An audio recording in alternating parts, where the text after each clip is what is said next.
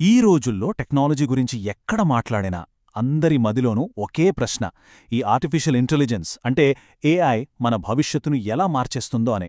అన్నింటికన్నా ముఖ్యంగా మన ఉద్యోగాల పరిస్థితేంటి? అవును, అదే అసలు ప్రశ్న. ఏఐ నిజంగానే మన ఉద్యోగాలను తీసేసుకుంటుందా?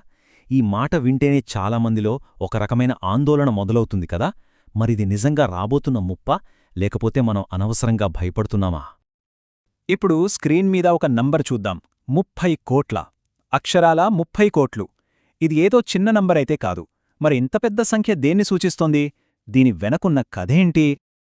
గోల్డ్మన్ సాక్స్ వాళ్ళిచ్చిన ఒక రిపోర్ట్ ప్రకారం జనరేటివ్ ఏఐ వల్ల ప్రపంచవ్యాప్తంగా సుమారు 30 కోట్ల ఉద్యోగాలు పోవటమో లేదా వాటి స్వరూపమే పూర్తిగా మారిపోవటమో జరగొచ్చట. అంటే మనం ఎంత పెద్ద మార్పు అంచనా నిలబడి ఉన్నామో అర్థం చేసుకోవచ్చు. సో మనం ఇప్పుడు ఒక మామూలు టెక్నాలజీ మార్పు గురించి మాట్లాడట్లేదు. ఇది ఒక రకంగా చెప్పాలంటే ఒక ఏఐ ప్రభంజనం లాంటిది.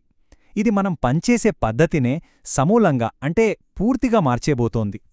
ఇక్కడ ప్రభావం అనే మాటకి అర్థం కేవలం జాబ్ పోవడం మాత్రమే కాదు, అంతకన్నా చాలా ఉంది. ఉదాహరణకు అమెరికాలో 80% మంది ఉద్యోగులు చేసే పనుల్లో కనీసం 10% పనులపై ఏఐ ప్రభావం ఉంటుందట.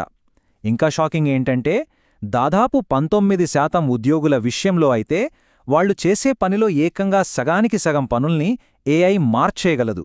అంటే మనం రోజూ చేసే పనులే మారిపోతాయన్నమాట.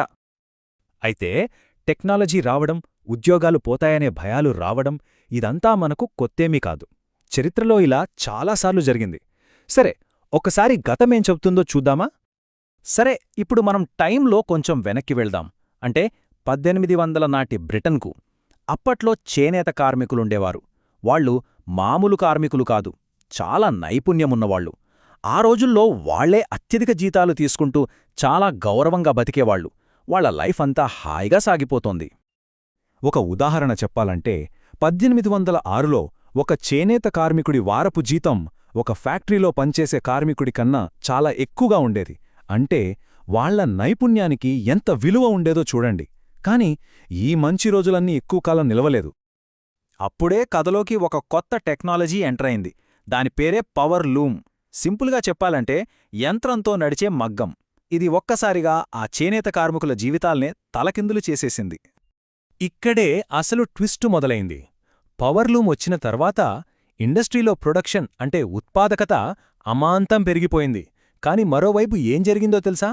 చేనేత కార్మికుల జీతాలు సగానికి సగం పడిపోయాయి. వాళ్ళు వస్తువులు కొనుక్కునే శక్తి కూడా దారుణంగా తగ్గిపోయింది.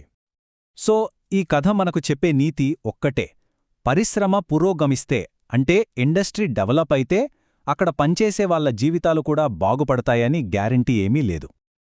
సరే, ఇప్పుడు ఆ పాత కథ వదిలేసి మళ్లీ మన ప్రస్తుత కాలానికి వచ్చేద్దాం.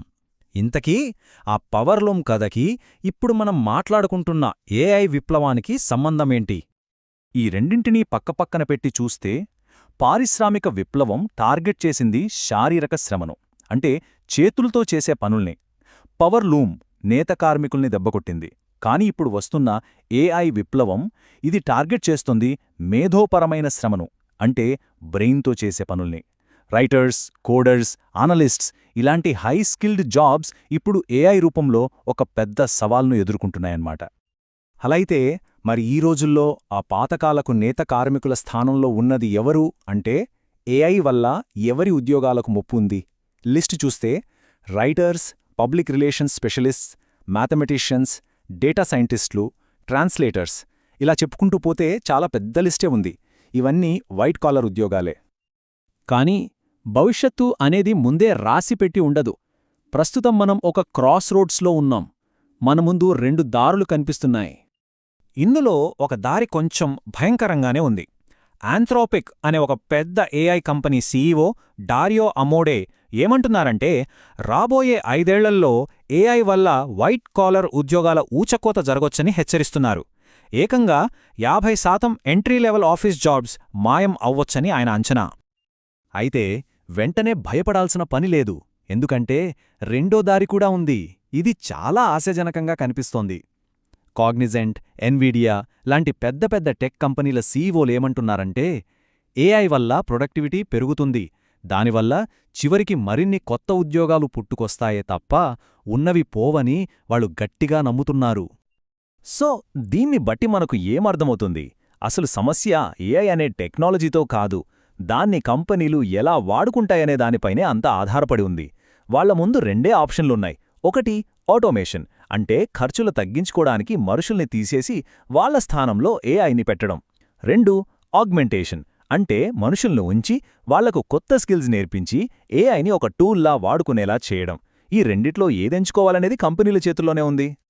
మరి ఈ పెద్ద మార్పును ఎదుర్కోవడానికి మన వంతుగా మనమేం చెయ్యాలి?